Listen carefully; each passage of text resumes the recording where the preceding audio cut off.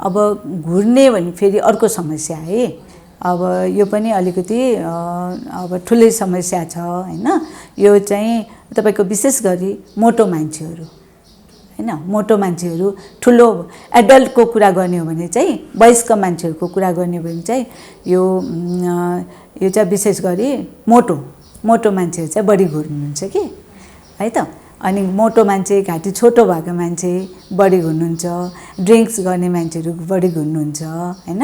यो चाहिँ अब भित्री कारणहरू हेर्ने हो भने चाहिँ तपाईको नाकदेखि घाँटीसम्म कुनै पनि कारण हुन सक्छ हैन। विभिन्न थुप्रो कारणहरूले हुन सक्छ यो।